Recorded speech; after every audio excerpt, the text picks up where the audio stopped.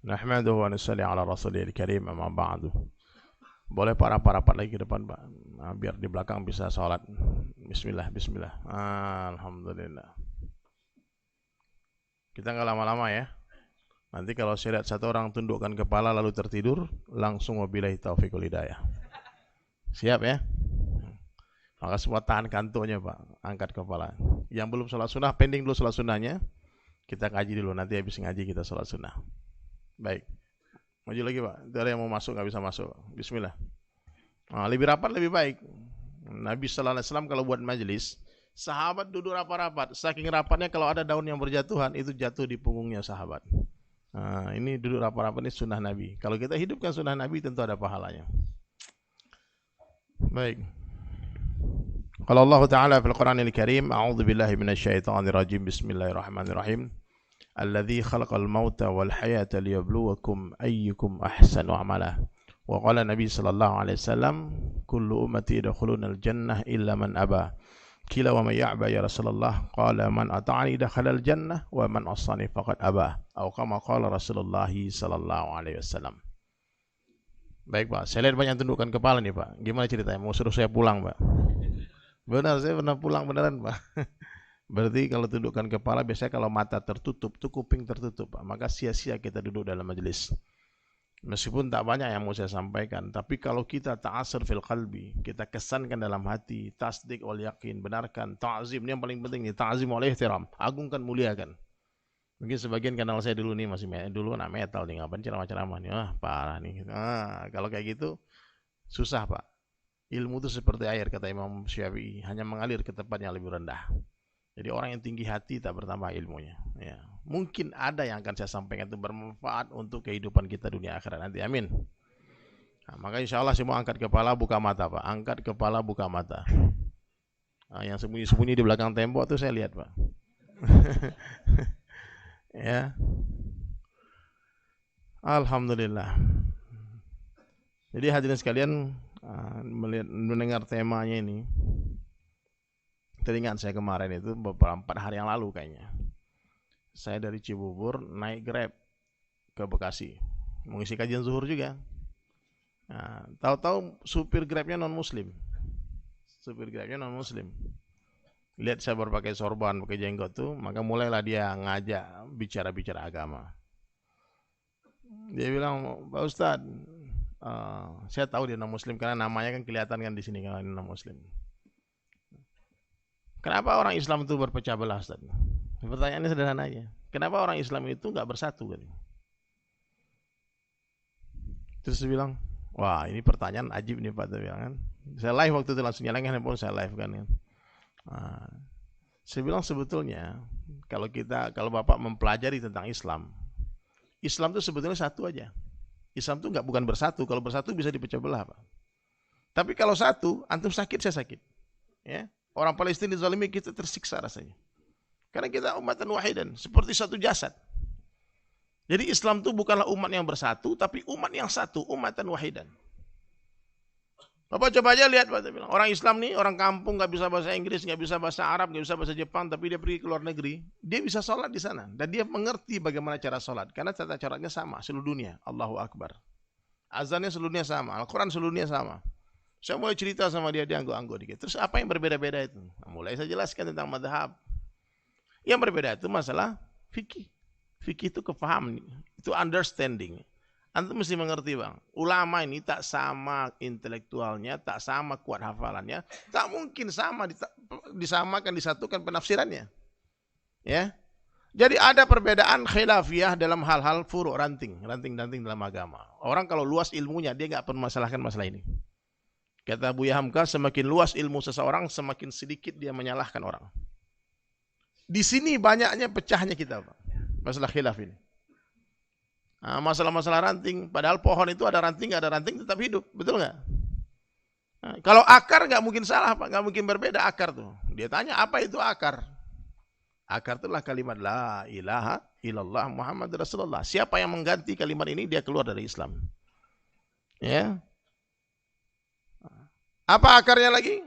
Ya kalimat tauhid ini. Kemudian rukun iman. Saya ceritakan rukun iman sama dia. Tentang yakin kepada Allah, yakin kepada malaikat, para rasul, kitab-kitab. Yakin kepada hari akhirat dan takdir. Panjang pembicaraan kami hadirin mulia, sampai kurang lebih 1 jam kita berjalan, mau turun 5 menit dia syahadat. Islam, kalau gitu bagus Islam nih, bagus Pak. Jadi orang kalau open mind, betul Pak, kalau orang kalau buka pikirannya, ada tolak, pengen tahu, kan Bapak ini pengen tahu Pak. Mudah-mudahan ada yang nge-save itu live saya itu. Bagaimana pandangan Islam tentang Yesus, tentang Isa Al-Masih, semua banyak pertanyaan kritis Bapak ini. Subhanallah. Nah, jadi hadirin dirahmati Allah Ta'ala, kita ini satu Pak. Ya. Di mana kita bisa bersatu? Hanya di dalam dakwah kita bersatu, dalam ukhuwah. Kalau di dalam ibadah nggak mungkin bisa disatukan, nggak mungkin. Mazhab Syafi'i ada kunutnya, ya. Hanafi tidak ada kunutnya. Imam Malik guru yang Syafi'i tak berkunut. Bayang tuh Pak, satu guru dan murid beda pendapat. Tapi pernah satu kali Imam Syafi'i salat di dekat makamnya Imam Maliki, beliau tak baca kunut. Boh jamaah, bukankah kau telah mengatakan kunut ini sunat muakkad? Ya Imam, kenapa kau tak baca kunut? Aku memuliakan jasad yang terbaring di makam itu. Pendapat dia tak berkunut. Nah ini Pak hebatnya Islam Pak. Nah, kita nggak usah ribut masalah-masalah ini Pak. Banyak terjadi perbedaan pendapat di kalangan di masjid-masjid. Akhir panas suasana masjid. Ya. Saya baru masuk saya dulu kan di Bali Pak. Kalau di Bali kita nggak bicara khilafiyah. Alhamdulillah di Bali masjid itu satu Pak. Karena kita minoritas. Orang Islam tuh kalau minoritas kuat, bersatu dia. Kalau mayoritas pecah hati. Berantem dia kalau mayoritas. Kalau sedikit kuat, kita bersatu katanya. Tapi kalau udah mulai rame dikit berantem dia. Nah, saya pas sampai di Jakarta saya mulai agak bingung Pak. Lihat waktu masuk satu masjid, ternyata panas itu pembicaraan khilaf, masalah khilafiyah. Kalau saya baru mulai masuk nih di satu majelis ada ustadz ceramah, padahal temanya lain, langsung bahas musik Pak. Langsung dia menyalah-nyalahkan pendapat musik nih semua. Di sini nyindir saya senyum aja. Iya, karena memang ada pendapat yang mengharamkan musik. Tapi ingat, ada ulama yang membolehkan musik dan banyak itu ulamanya, banyak bukan 1, 2, 3, 4. Maka kalau orang banyak gurunya dia senyum Pak. Dia terserah antum memegang pendapat yang mana. Ini pegang pendapat yang mana, selesai masalah. Ya. Kalau ada antum lihat salah itu orang doakan ampunan, ya Allah ampuni saudaraku ini, semoga engkau dia main musik pun mungkin karena niat dia ngajak orang kepada Allah. Ya. Dulu saya main musik Pak, waktu saya mau tinggalkan musik dinasihati sama beberapa orang ulama. Berapa tahun kau ajak orang maksiat dengan alat-alat itu? Gunakan alat itu untuk mengajak orang kepada Allah. Nah, ini ada kondisional hukumnya di sini Pak. Itu ulama memarang dengan basirahnya. Nah, maka saya punya hujah, saya punya dalil. Saya main itu punya dalil Pak. Ada yang membolehkan, dan antum mau ikut yang mana silahkan terserah. Yang salah itu yang menyalahkan. Nah, mudah-mudahan semua kita selamat sampai kepada Allah. Amin. Gitu. Ada yang sebagian merayakan Maulid Nabi, sebagian tidak, katanya bid'ah katanya. Ya, antum kalau nggak merayakan, diam saja. Terus doa sama Allah, ya Allah temanku itu Maulid tiap hari ini Maulid nih. Maulid Nabi terus dia tiap tahun dia Maulid Nabi. Ya Allah, itu amalan itu menurut saya nih, menurut guru-guru saya itu salah, ampunkan dia ya Allah. Kan enak kan? Nah, dia melakukan itu pasti karena kecintaannya kepada Nabimu ya Allah. Tapi salah menurut saya itu. Ampunkan. Terus yang merayakan Maulid doa sama Allah, ya Allah, ini temanku seumur hidup nggak pernah Maulidan. Kasih hak pahala Maulidku sebagian ke dia. Kan enak kan bersatu kita dalam khilaf. Ya Pak. Dalam tata cara ibadah nggak mungkin disatukan. Ada perbedaan madhab. Di madhab Syafi'i tadi bahas itu wudhu dengan salju Pak. Karena rata-rata madhab Syafi'i itu antara Yaman ke bawah itu sampai ke Asia Tenggara. Nggak ada saljunya di kita. Tapi madhab Hambali membahas. Madhab Hambali membahas. Jadi kalau seandainya disatukan ini madhab, sepertinya bagus. Tapi akan banyak sunnah yang terkorbankan. Contohnya nih, kita satukan. Semua tidak kunut. Akan hilang sunnah yang berkunut. Kunut sunnah, nggak kunut sunnah. Jangan kita berdebat gara-gara itu. Nanti diketawain sama orang di luar masjid. Karena orang dalam masjid berantem. Ya, ada satu masjid ribut Pak. Masalah kunut ini sunnah. Ini nggak sunnah, ini sunnah. Hampir tonjokan Pak. Dorong-dorongan. Imam melerai. Udah dapat jangan ribut Pak. Ini kenapa terjadi hadirin sekalian ribut-ribut kayak gini? Karena yang bicara ini orang yang tidak berhak bicara. Bicara khilafiyah ini boleh, tapi hanya orang alim. Ulama boleh bicara khilafiyah. Kalau bukan ulama, tak berhak, tak dapat license bicara khilafiyah. Sampai hari kiamat nggak selesai Pak. Orang buta dan orang buta berdebat. Gimana mau selesai? Tapi kalau ulama yang bicara ini, Pak, tidak keluar urat lehernya. Dia buka kitab, ini dalilnya di kitab ini semua, senyum-senyum. Oh ya dah. Saya punya dalil, antum punya dalil, kita saling menghormati, berpelukan mereka habis itu. Tapi ini menurut pendapat saya, ini menurut pendapat saya, udah berantem, Pak. Ribut, Pak. Ini kisah nyata, Pak. Berantem di masjid. Satu hari ketemu imamnya. Tanya, Pak Imam, gimana itu yang berantem, masih ribut nggak? Dibilang, alhamdulillah masjid sudah nggak ada yang ribut. Gimana kiat-kiat mendamaikan? Dibilang bukan damai, Bang, kosong sudah masjid. Nggak ada orang ke masjid lagi. Nah, jangan sampai gara-gara kita orang tak mau ke masjid, Pak. Ya. Jadi Islam ini hadirin mulia, agama yang sangat sempurna, mengajarkan akidah, masalah imaniyat, ibadiyat, muamalat, muasyarat, akhlakiyat. Puncaknya akhlak ini. Antum ilmu banyak, baca Quran bagus, tapi akhlak tak benar, suka menyalahkan orang, mengkafirkan orang, membidahkan orang. Nabi paling benci, Pak, sama orang sombong. Pada zaman Nabi SAW, satu orang tak beradab, tak berakhlak, kurang ajar. Nabi membagikan ghanimah, terus satu orang berteriak, yang berteriak ini ahli Quran, Pak. Ahli ibadah, oh luar biasa ini orang. Dia berteriak, hai Muhammad, berlaku adillah engkau. Nabi dikritik, Pak. Kata Nabi, lihat dia. Terus Nabi bilang sahabat, orang itu gila benar. Orang kalau kayak gitu adabnya, akhlaknya, dia adalah anjing-anjingnya neraka. Bayang tuh, Pak. Nah, itulah cikal bakalnya Khawarij. Yang di zaman Sayyidina Ali memuncak dia. Dia berdebat dengan Ali masalah agama, sampai dia kafirkan Ali. Dia perangnya Ali, bayang tuh, Khawarij. Hati-hati, Pak. Sekarang neo Khawarij ada, Pak. Dia kurang ajar sama ulama. Tak banyak mereka. Sesama mereka pun saling mengkafirkan. Ya, perpecahan di kalangan mereka lebih banyak dari anggotanya. Benar, Pak, ada, Pak. Di sini nggak ada kayaknya. Nggak ada. Kira wajahnya nur semua nih. Kalau mereka kecil ngaji dia kabur, Pak, nggak mau dia dengar. Karena dia bilang nih kurafat nih, subhat, menyambar-nyambar. Anak band, ceramah dakwah. Bahkan guru-guru kita pun Ustaz Abdul Somad, mereka katakan Ustaz Ahlus Subhat. Alim S2, orang alim hebat, anugerah luar biasa buat Indonesia. Mereka nggak suka tuh. Ustaz Adi Hidayat begitu cerdas, mereka coret-coret mukanya. Nah, ini Khawarij, Pak. Khawarij zaman now. Ya. Jangan sampai kita seperti itu. Ini jangan sampai asbab ilmu kita, amal kita muncul kesombongan di hati kita. Karena orang sombong diharamkan mencium bau surga. Ada satu sahabat sudah turun ayat pengharaman khamar, masih minum, Pak. Diam-diam dia minum, ketahuan sama Nabi. Dalam Islam itu kalau ketahuan minum khamar, Pak, itu dicambuk, Pak. Dipukul. Maka Nabi jalankanlah kisah buat dia untuk menghukum dia. Ketika dia sedang dihukum, lewat satu sahabat mencaci maki dia. Kau ini tukang mabuk, pakai preman, pakai bahasa kotor lah. Maka Nabi katakan, tahan lisan kalian. Sesungguhnya sahabatku ini, meskipun dia seorang pemabuk, tapi hati yang mencintai Allah dan Rasulnya. Makanya seorang pendosa yang malu akan dosa-dosanya, lebih dicintai Allah daripada satu orang ahli ilmu, ahli ibadah, yang sombong akan ibadahnya. Ya, Pak, ya. Oh, kalau gitu kita masih aja. Oh, bukan gitu juga, Pak. Ya, bukan begitu juga. Ya. Kita jadilah orang yang terbaik dalam pandangan Allah dan pandangan Rasulullah SAW supaya kita bahagia dunia akhirat. Amin.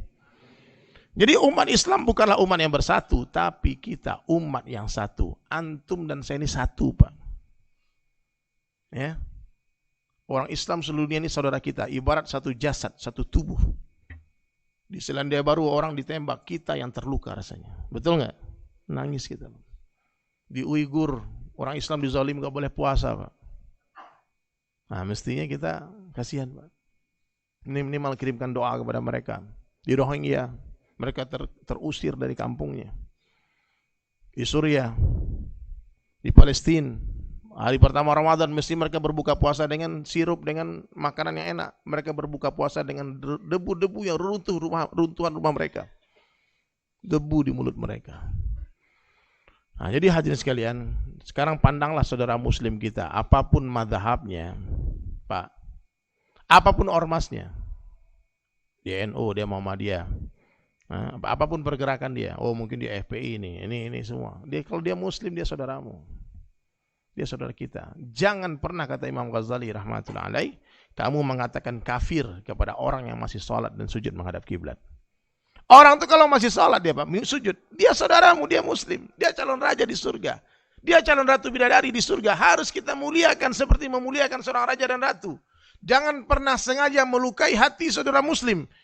Karena bahaya Pak. Orang yang melukai hati saudara muslimnya, kata Ibnu Mas'ud radhiyallahu anhu, dia dengar dari Nabi sallallahu alaihi wasallam, dosanya seperti menghancurkan 70 Ka'bah. Rasanya gara-gara beda style, beda pakaian, beda cara, masalah sedikit. Ini ribut Pak, masalah gini. Orang tanya sama saya, Bang, yang sahih mana Bang? Begini apa begini Bang? Nah, saya ini kan tidak pernah menobatkan diri saya sebagai ustadz. Saya memposisikan diri Bang.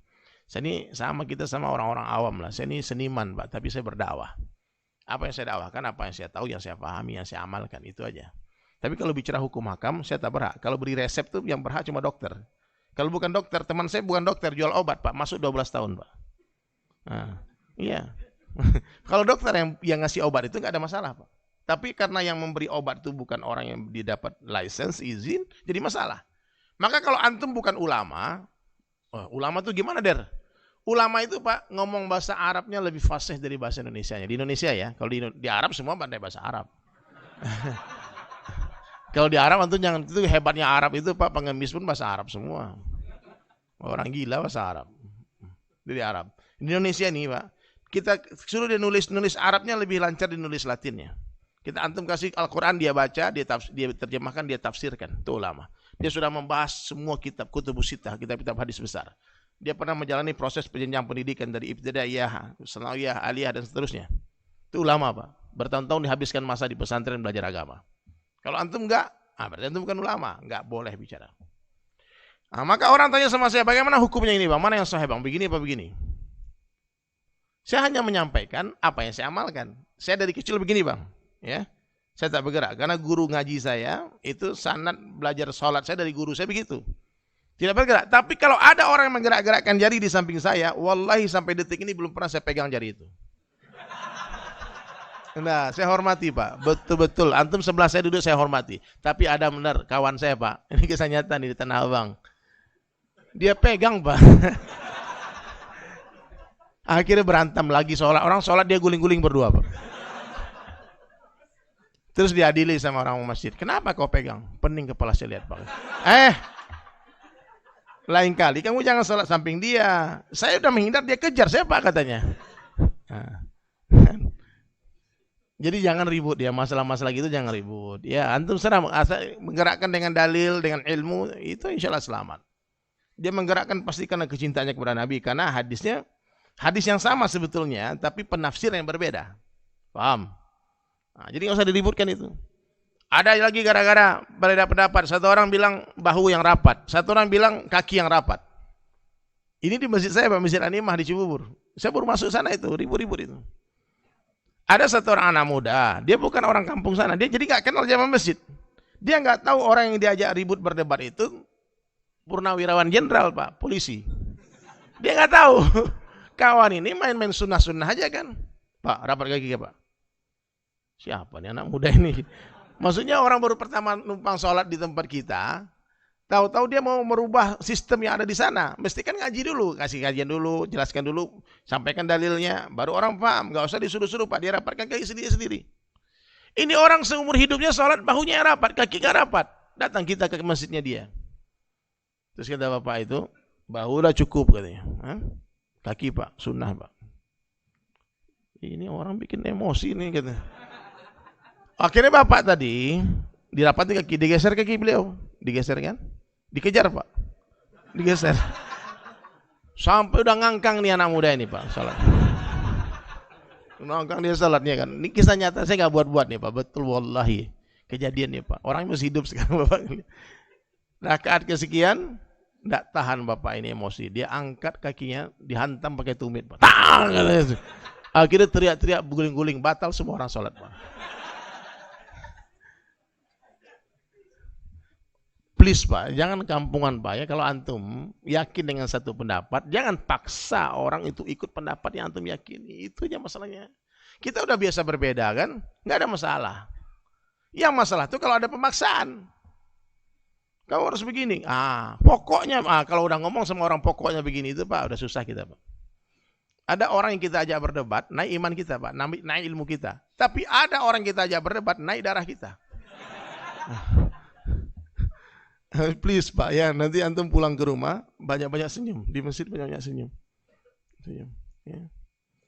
Saya kalau jadi imam subuh, saya tak baca kunut karena saya Muhammadiyah, fikih saya. Saya orang Minang, orang Padang itu rata-rata Muhammadiyah semua, Pak. Dari kecil kita begitu. Tapi kalau saya di belakang, imamnya kunut, guru ngaji, saya ingat, nak angkat tanganmu ya. Kalau ada orang imam pakai kunut, kamu aminkan. Jangan kau berdiri saja kayak mengharamkan kunut. Ya, saya ada guru saya Pak, Ustadz Abdullah Hadrami, mungkin antum kenal ya, Ustadz Abdullah Hadrami, kapan undang lah beliau. Dia muridnya Syekh Ibn Utsaimin, langsung dari Saudi, Salafi tulen Pak. Dia belajar langsung dengan Syekh Ibn Utsaimin. Jadi saya diundang ke Malang, waktu itu bukan diundang, sebetulnya menggantikan jadwal Ustadz Abdul Somad. Ustadz Somad tiba-tiba ada masalah, banyaklah persekusi macam-macam, panitia udah siapkan, saya ditelepon untuk gantikan beliau datang ke sana. Nah, panitia pun minta maaf kan ke jamaah kan, maaf Pak Bapak, kita undang Ustadz yang kurus datang yang gemuk katanya. Saya emosi juga nih, panitia kurang ajar mulut nih. Tapi nggak apa-apa lah kan. Kita undang Ustadz berjenggot datang berewokan katanya. Nah, jadi gitu, saya datang subuh-subuhnya, saya sama Ustadz Abdul Somad, kita pergi ke ini, diundang sholat di satu masjid besar di Malang, di Batu. Subhanallah, masjid itu hadirin sekalian orang NU semua. Kelihatan Pak, orang NU itu Pak cara pakainya kelihatan. Jamaah tabligh lain lagi pakaiannya, Salafi lain lagi stylenya dia. Nampak Pak. Ustaz Abdullah Hadrami lihat kiri kan, NU semua ini. Kan? Terus saya mulai pikir nih, Ustaz Abdullah Hadrami ini kan Salafi. Maksudnya gimana dia mengimami sholat? Saya mau belajar Pak. Allahu Akbar. Baca bismillah ini. Tahu tadi bilang Bismillahirrahmanirrahim. Alhamdulillah. Akhlak. Rakaat kedua beliau baca kunut, panjang kunutnya lagi Pak. Terharu saya Pak. Terus saya tanya kenapa? Inilah ukhuwah di atas segala-galanya gitu. Itu yang benar Pak. Salafi yang benar tuh begitu. Ya, jangan memaksakan pendapat kita. Kita masuk ke masjid orang bikin onar di sana, bikin rusuh di sana. Yang benar itu kita masuk ke satu tempat, orang ribut bersatu gara-gara kita. Jangan gara-gara kita datang orang bersatu berantem. Aduh, Nabi itu Pak menghadapi orang-orang Mekah, orang-orang Madinah yang suka berperang, banyak suku-suku yang berperang hadirin sekalian. Tapi Nabi SAW datang ke sana. Nabi SAW datang membawa persatuan umat. Bersatu mereka. Yang tadinya musuh jadi sahabat, lebih dari saudara. Subhanallah. Ya. Jadi kita hanya bisa bersatu dalam dakwah saja. Dalam ibadah nggak mungkin Pak, disatukan. Harus berbeda. Karena sunnah Nabi banyak. Banyak mata sahabat yang melihat bagaimana cara Nabi SAW sholat. Sahabat berjumlah ya, 124.000 lebih jumlah sahabat Nabi. Maka tidak mungkin kita bisa menyamakan bagaimana ada satu sahabat pernah melihat Nabi sholat begini, ada begini, ada begini. Dan semua riwayat Nabi benar Pak. Yang saya tahu aja Pak, perbedaan dalam masalah sholat ini lebih 200 perbedaan dalam tata cara sholat. 200 perbedaan. Pak, saya live ya, tapi kameranya ke sana, antum Pak, jangan tuh.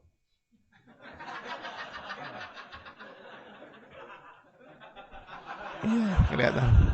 Pokoknya yang ke sini jangan tidur, nanti ada yang komplain Pak. Bang, ada yang tidur Bang, ada yang tidur Bang gitu. Allahu Akbar ya. Jadi kita santai aja Pak, kita ngopi namanya, ngobrol perkara iman. Nah, kita balikin ke. Awas ya. Ini ada rekamannya Pak. Ya. Nah, jadi hadirin mulai kita tak akan mungkin bisa bersatu di dalam ibadah. Begitu juga kita tak akan mungkin bersatu di dalam ta'lim. Kamu harus ngaji sama saya aja, nggak bisa Pak.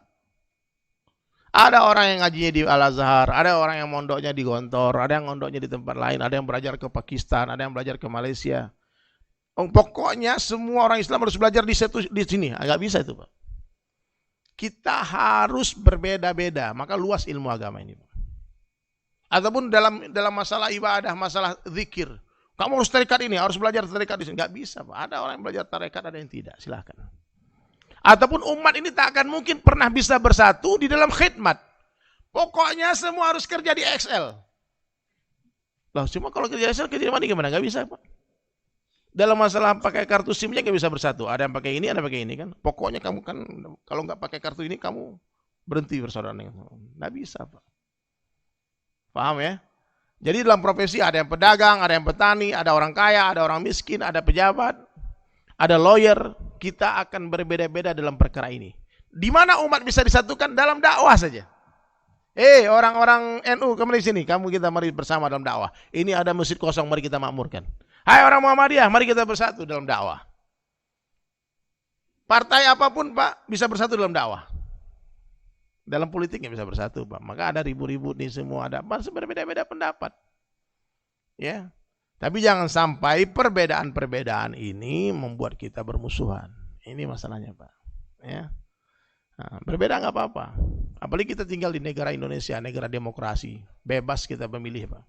Nah, betul nggak Pak? Nah, jadi jangan ribut Pak. Hari ini kita harus damai. Pikirkan bagaimana Indonesia ini tetap aman, damai sampai hari kiamat. Amin. Jangan ribut-ribut Pak. Antum lihat orang ribut. Orang kalau ribut tuh ngeri Pak. Nah, alhamdulillah orang Islam nggak usah diajarin deh. Orang Islam tuh udah pengalaman berkali-kali kita berkumpul aman, betul?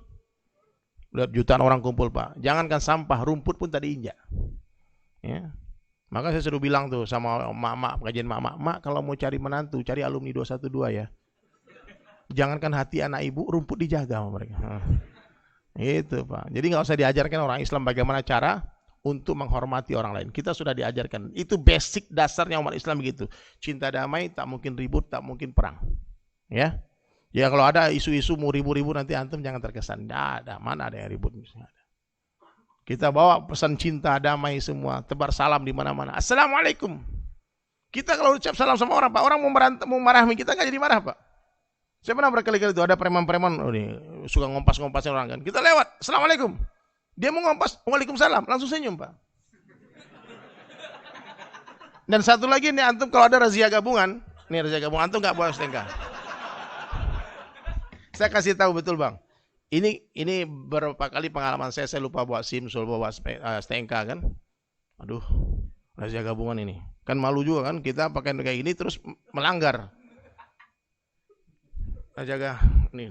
Kadang-kadang dikduk jantung Pak, kadang-kadang lihat polisi itu berdebar-debar. Apakah ini yang namanya cinta kan nggak tahu juga kan. Berdebar-debar jantung lihat dia Pak. Tapi ternyata setelah buka pintu langsung Assalamualaikum. Waalaikumsalam. Pak Ustadz mau kemana Pak? Silakan Pak. Nggak ditanya Pak. Padahal dia mau ini. Dan pernah ada pengalaman luar biasa. Kita satu rombongan, satu orang pun nggak pegang SIM. Udah dibilang ada razia di sana. Gimana kita harus lewat? Mobil mati pajak. Ini semua pokoknya ini kasus semua Pak. STNK nggak ada, SIM nggak ada. Itu platnya udah 2019 sekarang itu masih 2016. 3 tahun mati. Itu pasti kena tilang tuh Pak. Terus satu orang ustadz di mobil saya bilang istighfar. Terus gimana? Ya kita ditungguin jamaah kalau kita nggak tembus abrikade polisi ini, kita telat. Tenang, satu orang teman saya namanya Pak Usman Pak. Ini mantan preman Pak dulu. Usman Tando namanya di Padang. Dia mantan bajak laut. Jadi dia pandai lah kan. Nanti ente zikir saya ngomong sama polisi. Ya. Pas berhenti datang Pak polisi. Buka itu. Assalamualaikum. Waalaikumsalam Buya. Ustadz, mau kemana Ustadz? Mau pengajian. Masya Allah, wajah antum mantap nih. Calon ahli surga ini. Gitu. Amin. Amin katanya. Amin, mau makasih doanya Pak Ustadz. Ente mau naik pangkat enggak? Mau Pak Ustadz. Mau saya doakan? Mau Pak Ustadz. Doa, ya Allah naikkan pangkat Pak ini. Makasih Pak Ustadz, makasih. Terus dia tanya lagi, udah berapa jam berdiri di sini? 2 jam Pak Ustadz. Udah banyak dapat? Alhamdulillah Pak Ustadz. Terus dia bilang lagi, ini Ustadz mau pergi dakwah, suntik bensin dikit dulu. Dapat 80.000 Pak. Ini tekniknya Mas. Assalamualaikum. Ini menyatukan hati Pak. Ya, jadi bapak-bapak tips kalau ada razia jangan mundur. Antum beranikan diri, tebar senyum, Assalamualaikum. Nah katakan, Bapak saya doakan naik pangkat. Insya Allah antum dapat minimal 20.000 Pak. Jangan kayak kawan saya juga, kawan saya lebih parah lagi Pak, di razia polisi tanya, mana surat-surat? Bingung dia, dikasih surat Yasin, ini surat Pak kata. Dia bilang, ada pergilah kau katanya. Susah nih berdebat sama orang kayak gini. Jadi memang Pak, kalau kita ini datang dengan cinta, dengan mahabbah, nggak ada orang marah sama kita Pak. Orang mau musuhin kita, mau mukul kita, nggak jadi Pak, gara-gara kita assalamualaikum sama dia. Apalagi assalamualaikum Pak, pijit-pijit tangannya, alhamdulillah Bapak ini Masya Allah ya. Pandai menyenangkan hati orang. Ini Muslim itu begitu Pak. Selamat orang dengan lisannya. Nah, jadi ini penting hadirin sekalian, untuk menyatukan umat ini kita perlu memperbaiki akhlak kita. Ya, saya pernah juga tuh, kalau di Bali kita pakai sorban, pakai uncang apa namanya itu, yang udang-udang orang Bali kan. Kalau ada simbol agama, nggak pakai helm nggak apa-apa Pak. Itu Bali hebatnya Pak. Bali itu kalau orang pakai jilbab nggak usah pakai helm, nggak akan di stop polisi. Kan ini sara Pak, orang-orang mau ibadah tiba-tiba harus di stop di jalan kan. Satu hari saya pikir di Jakarta sama. Saya jalan pakai helm kan, pakai sorban, polisi. Astagfirullahaladzim. Saya bilang Pak, gimana? Mana helm Pak Ustadz? Ini Pak, sorban. Ini bahaya Pak Ustadz. Helm itu yang lebih aman. Dibawa ke pos polisi kan, terus saya buka lah sorban saya. Pak, ini lebih aman dari helm Pak. Saya lemparkan sorban, pecah nggak? Enggak kan? Kalau helm pecah tadi itu Pak. Oh ini lebih aman rupanya. Udah silakan. Jadi ini Pak, jadi kita ini harus pandai-pandai Pak. Maka jangan ada yang terprovokasi nanti ya, apapun yang terjadi. Menyuruh kita berantem, menyuruh kita ribut, satu agama, jangan mau Pak. Gara-gara kita beda khilafiyah, beda-beda masalah sedikit-sedikit, terus kita ribut, jangan. Ya. Ini ada dalilnya sunnah, benar nih. Gara-gara ada dalilnya sunnah. Yang salah tuh begini nih Pak. Mentang-mentang apalagi pas politik kemarin gini kan 02 Pak, salah juga, nggak boleh Pak. Ya, semua ada dalilnya. Ini Islam agama dalil. Kalau saya punya dalil, Bapak punya dalil, kita saling menghormati. Nggak boleh marah-marah. Kalau Bapak punya dalil, saya nggak punya dalil, saya harus ikut pendapat Bapak. Atau saya punya dalil, Anda nggak punya dalil, antum harus ikut saya. Kalau berdua kita sama-sama nggak tahu gimana apa ini, nggak ngerti, maka dua-duanya nggak ngerti, nggak punya dalil. Gimana caranya? Kita pergi ke ulama bertanya masalah ini. Itu kaidah dalam beragama. Tidak ada pendapat saya Pak, semua qala Allah Ta'ala wa qala Nabi sallallahu alaihi wasallam dan ijma' ulama. Ada pendapat ulama. Insyaallah Pak ya. Maka banyak-banyaklah belajar. Banyak-banyaklah belajar. Kata Imam Syafi'i, aku kalau berdebat dengan orang alim, aku nggak pernah kalah. Tapi kalau aku berdebat dengan orang-orang bodoh, orang-orang jahil, aku nggak pernah menang. Jadi kalau Bapak nanti ketemu orang berdebat, nggak mau draw, dia aja menang sendirian, tinggalkan perdebatan itu. Tinggalkan, antum menang deh gitu. Kasih dia menang Pak. Karena nggak akan puas orang itu. Nah, ada orang gitu berdebat bukan untuk mencari kebenaran, tapi pengen menang. Nah, maka hadirin dirahmati Allah Subhanahu Wa Taala, insya Allah kita akan bersatu kalau kita memahami perkara ini dalam dakwah. Makmurkan masjid, ajak orang kepada Allah.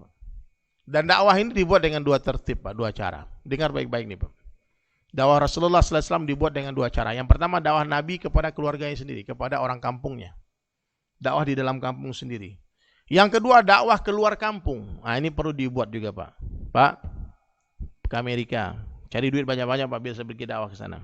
Saya baru pulang kemarin dari Australia, dari Korea. Di Korea Pak, orang Islam TKI kita, orang-orang tenaga kerja Indonesia sudah bangun lebih 50 masjid. Orang Indonesia. Dia pergi kerja di sana Pak, karena di Korea itu gajinya gede Pak. Jadi mereka kumpul beli gedung, beli ruko, jadikan masjid. Udah lebih 50. Orang Pakistan, India, dan Bangladesh itu telah membeli 100 masjid. Mereka di Korea. Korea banyak laki-laki Pak. Kalau di Hong Kong mak-mak semua, perempuan. Di Hong Kong habis lebih 180.000 orang TKW Pak. Saya pernah dakwah di Hong Kong, di Victoria Park tuh Pak. Saya duduk sendiri di tengah lautan mbak-mbak Pak. Perempuan semua Pak. Kasihan kita Pak. Kalau di Korea, laki-laki rata-rata. Ya. Kita datang ke sana, temui mereka, kasihan Pak. Kalau mereka datang di sana, terus mereka tak kenal agama, kasihan. Ya. Nah, bapak-bapak nanti juga saya mengajak, lain kalau ada waktu luang, kalau enggak luangkan waktu, pergilah ke pedalaman-pedalaman. Napaktilah dakwahnya Rasulullah SAW. Napaktilah kehidupan para sahabat Nabi SAW. Di dakwah ini kita bersatu, profesi apapun bersama. Enggak boleh bicara khilafiyah, enggak boleh bicara politik praktis dalam dakwah, enggak boleh Pak. Karena khilafiyah ini Pak, monopoli ulama. Kalau politik praktis terbukti memecah belah umat. Ini politik praktis nih Pak, produk jahiliyah yang telah memecah umat Islam di Indonesia. Paham? Nah, jadi kita jangan terkesan Pak. Boleh antum pilih secara baik-baik, habis itu lupakan. Udah, ya nggak usah ribut-ribut. Selama dakwah nggak boleh bicara politik praktis, nggak boleh bicara sumbangan-sumbangan. Maka kita harus bergerak sendiri dengan harta dan diri masing-masing. Dan yang paling penting itu dalam dakwah nggak boleh bicara aib masyarakat.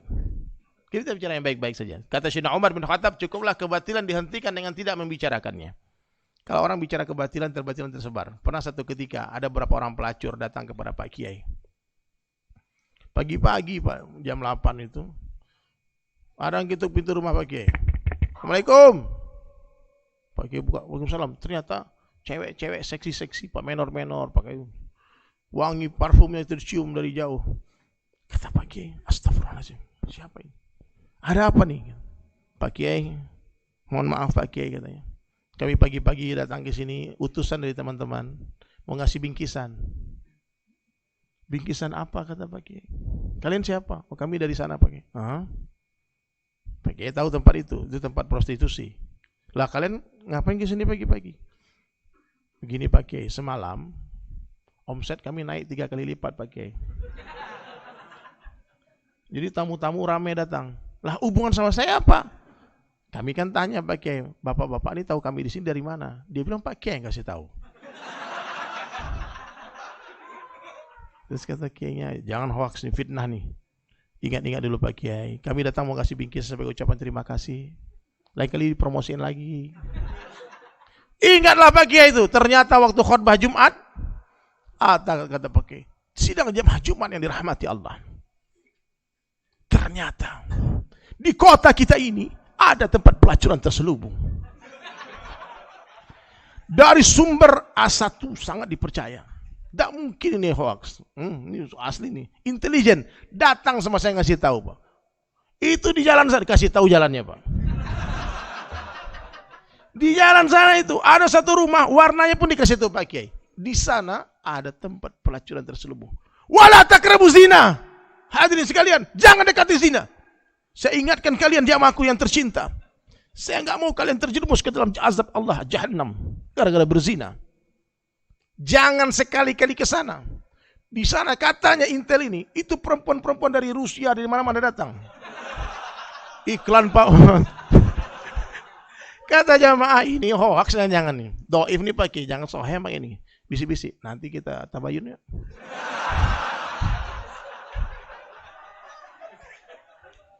Akhirnya Pak, berangkat mereka semua Pak. Hampir semua jamaah masjid datang ke sana.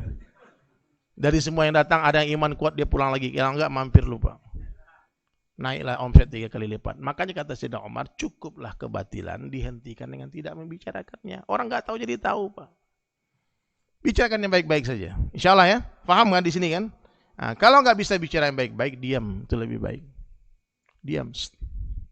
Nah inilah kalau ini tersebarkan enak Pak. Makanya perlu saya pikir ada itu TV positif yang dibicarakan kebaikan-kebaikan.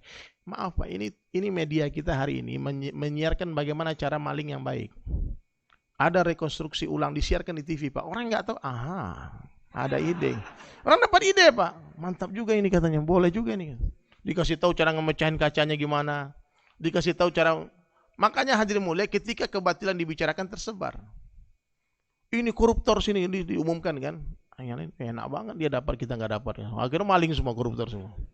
Nah, jadi tersebar semua Pak. Maka saya setuju betul Pak kalau di TV-TV ini ada sensornya yang diberitakan yang baik-baik aja. Yang jelek-jelek dihabisin langsung aja. Kalau ada koruptor ditembak mati aja, langsung mati gitu loh. Di Cina itu Pak. Cina itu bukan negara demokrasi Pak, komunis Pak. Tapi rakyatnya lebih tenang, lebih makmur ketimbang kita sebagian besar kelihatan Pak. Kenapa Pak? Karena orang-orang maling di sana dihukum mati, bukan hanya dia Pak. Koruptor itu dihukum mati dia, istri dan anak-anaknya. Karena dia menikmati juga. Di mana dihukum mati? Ditembak di depan khalayak ramai, ditembakin Setuju nggak antum kira-kira koruptor tembak mati Pak? Nanti antum mati juga gimana? Di Indonesia ini susah Pak. Orang tidak berani membuat hukum itu karena nanti ujungnya yang nembak mati bunuh diri, tembak sendiri dia kena juga. Karena sistem hari ini yang telah membuat orang untuk berbuat tidak adil hadirin. Ini masalahnya. Ya, antum bayangkan kalau orang mau jadi bupati nih, jadi wali kota, biaya kampanye berapa? 40 juta, 40 miliar, 50 miliar, 10 miliar. Gajinya berapa sebulan? 6 juta Pak. Gaji wali kota pimpinan kepala daerah itu 6 juta sebulan. Terus di mana dapat untuk balik modal? Nah, makanya banyak ratusan yang masuk penjara sekarang Pak. Karena sistem ini sistem yang tidak masuk akal. Maka mudah-mudahan Allah hantarkan orang-orang baik, orang-orang pintar, orang-orang soleh untuk membuat sebuah sistem yang betul-betul sesuai dengan sistemnya Allah Subhanahu wa taala. Amin. Nah, yang maling potong tangan, Pak. Potong tangannya. Bukan karena jumlah uang yang dia curi, Pak. Tapi maling ini hadirin mulia, kenapa dipotong tangannya dia? Karena telah hilangnya sifat amanahnya dia. Orang satu kali mencuri, Pak, nanti sampai mati dia mencuri. Maka Islam tak percaya, Pak, orang-orang yang maling terus tiba-tiba dia berubah jadi nggak maling gitu. Itu jadi habit, Pak. Potong tangan. Apalagi yang potong kaki, kemarin itu saya lihat hukumnya orang yang potong kakinya dia. Kalau ada LGBT dalam Islam, Pak, dihukum mati, Pak. Kayak di Brunei. Ya, Pak. Ini dak-dikduk jantungnya ada ngomong di sini kan. Aduh, mati nih. Udah stop. Udahlah tobat, kalau orang belum ketahuan udahlah selesai. Iya, Pak. Maka hukum Allah inilah yang harus kita tegakkan, hadirin mulia. Dan Pancasila tidak bertentangan dengan hukum Allah. Ya. Undang-Undang Dasar 45 tidak bertentangan dengan hukum Allah Subhanahu wa taala. Maka kita tetap usahakan persatuan. Nah, apapun, kalau di Indonesia ini hebat lagi, Pak, kita ada punya satu pasal 29 itu ayat 2. Tidak boleh menyebarkan agama kepada orang yang sudah beragama. Jadi kalau antum lihat nanti ada misionaris datang ke rumah orang Islam, mau ajak orang masuk Islam, masuk agamanya mereka, antum telepon polisi, itu tangkap tuh, Pak. Maka saya kalau dakwah, Pak, saya kalau jauh lah nih keliling-keliling rumah, itu kita datang tuh ke rumah orang Islam aja. Ke rumah orang Islam kita lewati, kita cuma salam aja, "Hai, selamat pagi, Pak." Tapi pernah satu kali, karena kita datang di satu kampung, kita tamu di kampung itu, orang tempatan nggak menemani. Kita waktu keliling nih, jauh lah nih, keliling. Subhanallah, kata teman-teman, random aja, Bang. Kita lihat-lihat kalau ada tanda-tanda keislaman, kita assalamualaikum, kita masuk rumahnya dia. Tapi kalau nggak ada, ya udah. Ya sudah, kita keliling. Tahu-tahu ada satu bapak-bapak lagi bersih-bersih di kebunnya dia. Lihat mukanya dia. Ini muka orang Jawa nih. Kan di Bali itu hadirin mulia, zigzag rumah ini, Hindu, nih Kristen, nih semua, ini multi etnis. Banyak perantauan juga. Jadi kita ucap assalamualaikum, dia jawab waalaikumsalam. "Pak, nama saya Pak Suroto," katanya. Ya Muslim ini. Udah, Pak, kita ke rumah ya, ke masjid, Pak, ngopi-ngopi, Pak. Kita lagi masak-masak di masjid. Ini dakwah, Pak. Dakwah itu ajak orang makan, jangan ajak orang sholat. Kalau antum ajak orang sholat ke masjid, tersinggung dia. Emang ente jangan sholat, katanya. Saya udah sholat di masjid lain, bukan di masjid sana. Kita nggak ngajak sholat, kita ajak makan-makan. Kalau ajak makan-makan, semua datang, Pak. Iya. Jangankan manusia, Pak, macan dikasih makan jinak, Pak. Jadi di masjid kita, antum kalau pulang nanti ke masjid, buat acara makan-makan sesering mungkin di masjid. Pasti masjid itu makmur. Ya, kalau di BSD ada satu masjid, dibikin samping masjid itu restoran, makan sepuasnya, bayar seikhlasnya. Difikirkan gimana caranya. Maka ajaklah Pak Suroto tadi ke masjid. Sampai di masjid, siapkan minum, makan, susu. Kemudian satu orang teman pijit-pijit punggungnya dia. Digaruk-garuk, suruh tengkurap, diinjak-injak. Enak dia, Pak. Dia ikram habis-habisan, Pak. Orang masuk masjid itu mesti kita bikin nyaman. Pas mau sholat maghrib, hilang dia. Ini Suroto, ini gimana ini katanya Pak Suroto. Dia kasih makan, pulang dia. Udah besoknya dia pulang dari kantornya, dia mampir lagi. Dia bilang, boleh dipijit lagi nggak? Keenakan dipijit, Pak. Keenakan dipijit. Pas waktu itu habis mau sholat asar, dia pulang lagi. Nggak sholat dia. Dipijit mau, makan mau, minum mau. Sholat nggak mau. Terus hari ketiga dia datang, Pak. Dia datang minta maaf. Dia bilang, "Maaf jamaah semua teman-teman orang Islam, saya minta maaf. Saya sebetulnya bukan Islam, Pak. Saya ini Nasrani, Pak, sekeluarga. Tapi melihat bapak-bapak ini datang dengan senyuman, ngajak saya minum, makan di masjid, kemudian dipijit-pijitin, enak pijitannya. Saya berpikir 2 hari 2 malam ini, saya cerita sama anak istri saya, pagi ini kami sekeluarga mau masuk Islam, Pak." Oh, takbir. Nah gitu ya, kalau gitu nggak apa-apa, Pak. Tapi kalau sengaja mendatangi orang non-muslim, ketuk rumahnya, "Pak, masuk Islam, Pak." Antum ditangkap, Pak. Benar ditangkap, dia telepon satpam. Saya pernah itu juga ditelepon satpam di perumahan saya. Kita kan nggak tahu mana Islam. Kita ketok pintu, dia lihat di CCTV dia, orang sorban-sorban depan rumahnya dia. Telepon satpam, satpam datang, "Pak, ini Kristen, Pak." Oh gitu. Nggak bukain dia. Jadi dakwah ini kepada orang Islam. Karena dakwah kepada orang Islam ini ternyata lebih susah daripada dakwah kepada orang kafir, Pak. Saya dakwah sama non-muslim tadi kan di atas Grab, nggak sampai 1 jam, Pak. Alhamdulillah Allah berhidayah. Mudah dia ucap syahadat.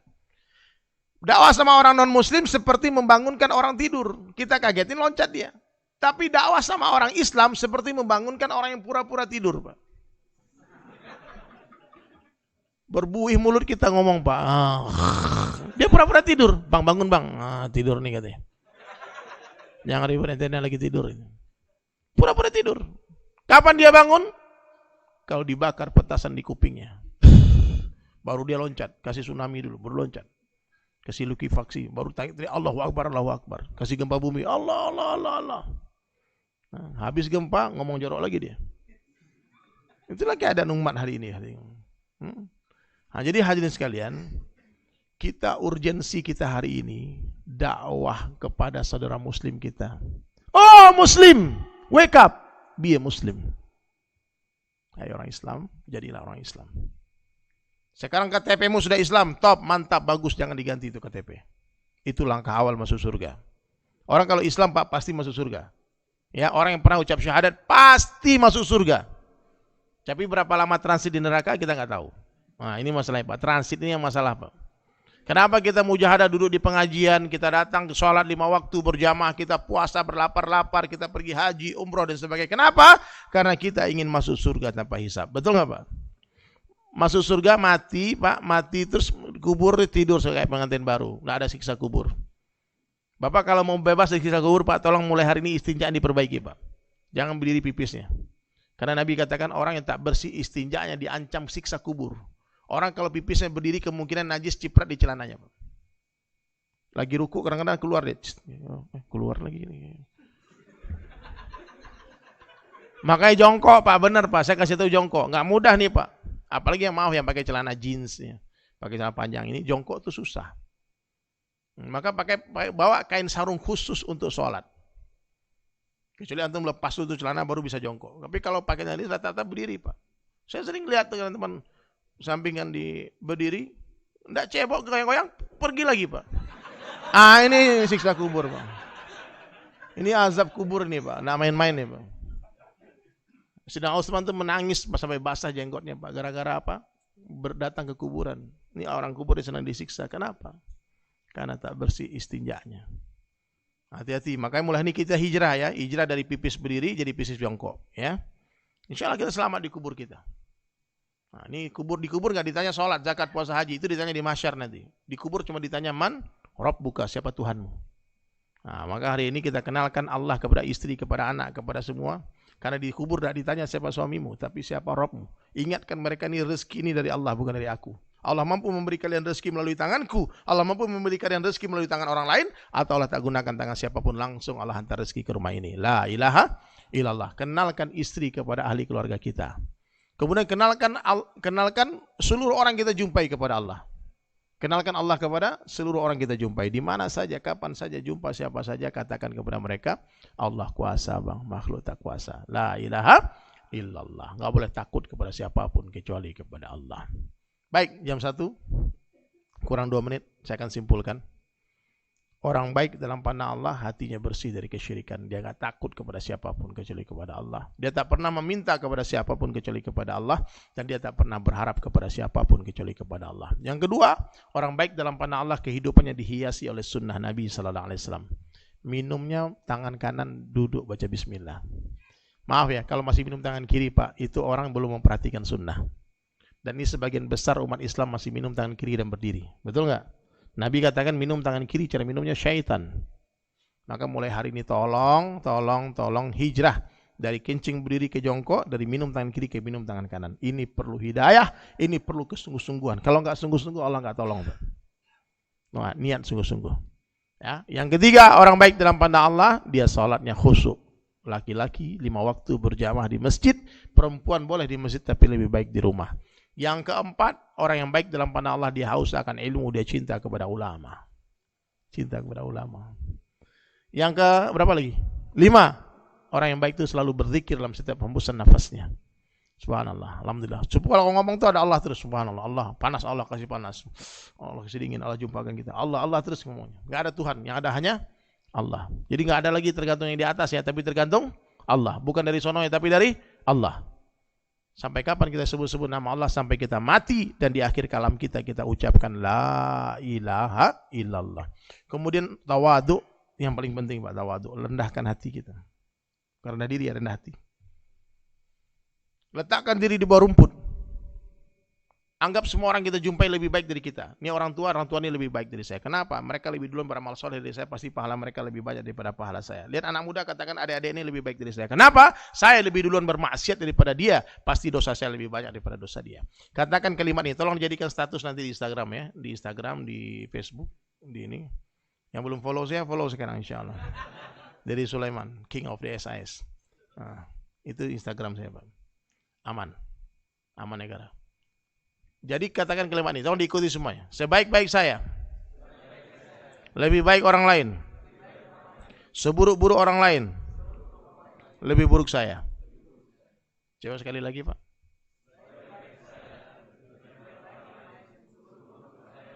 Balik-balik nih. Seburuk-buruk saya, lebih buruk kamu. Itu nggak boleh. Nggak boleh gitu Pak. Itu namanya mengarang-arang Pak, nggak boleh. Ulang lagi Pak. Sebaik-baik saya, lebih baik orang lain. Seburuk-buruk orang lain, lebih buruk saya. Orang kaya lebih baik, zakatnya banyak, sedekahnya, bangun masjid, bangun pesantren, anak yatim dibantu, haji umroh orang diberangkatin, pasti pahala mereka lebih banyak daripada pahala saya. Pasti orang miskin, katakan orang miskin itu lebih baik. Kenapa? Tak banyak hisap abang itu di akhirat. Pasti dia lebih duluan masuk surga dari saya. Karena harta yang halal akan dihisap, yang haram akan diazab. Paham? Jadi kita letakkan di bawah rumput. Kita yang paling jelek di dunia ini, orang lain baik semua. Ya. Kemudian ikhlas, dan yang terakhir yakinlah dunia sementara, akhirat selama-lamanya. Ya. Dunia bukan tempat tinggal, tapi dunia tempat meninggal.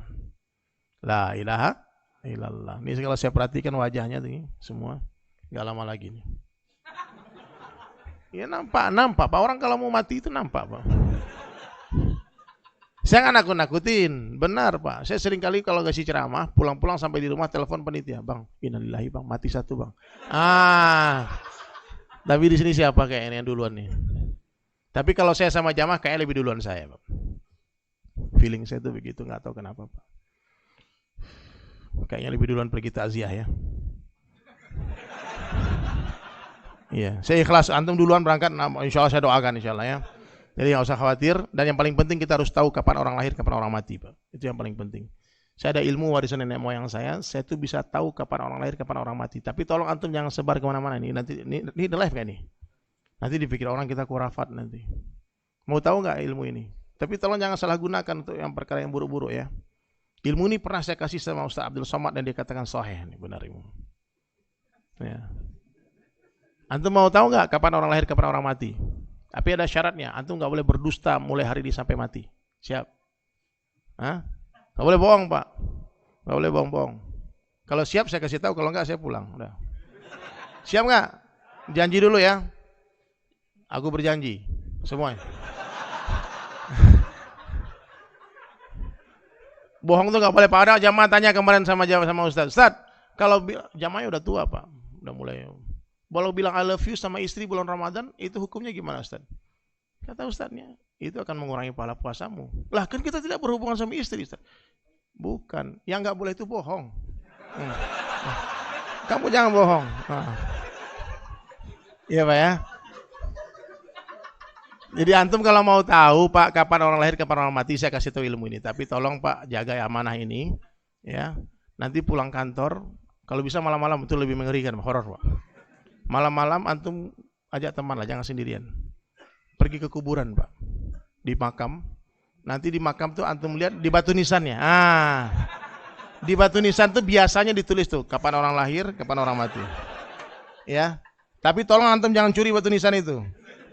Itu bahaya Pak. Ya. Pokoknya kita datang ke sana ziarah kubur dan lihat, bayangkan suatu hari nama kita tertulis di sana.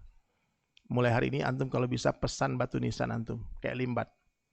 Limbat kemarin lihat di posting dia pesan batu nisan Pak. Limbat lahir tanggal sekian, tinggal tanggal matinya belum ada. Ya. Siap pesan nanti Pak. Nanti antum order boleh batu nisan. Karena nggak lama lagi mati ini Pak. Udah nggak usah macam-macam deh. Banyak orang mati-matian mengejar dunia, tahu-tahu meninggal dunia. Mati Pak, nggak bawa apa-apa. Mau bangun rumah, tahu-tahu mati sebelum rumahnya selesai. Mau beli mobil, mati sebelum punya mobil. Ada yang mau menikah Pak, udah dihias gedung, udah dihias, disebar sumbang, undang telah disebar, catering udah dipesan, mati Pak. Maka tenang nih yang jomblo-jomblo nih, kalian sabar ya. Jomblo pasti berlalu. Ya benar, minimal dengan kematian ya. Baik. Baik, itu dari saya hadirin sekalian, semoga bermanfaat. Subhanallah bihamdi, subhanakallah bihamdika, asyhadu an la ilaha illa anta astaghfiruka wa atubu ilaik. Assalamualaikum warahmatullahi wabarakatuh.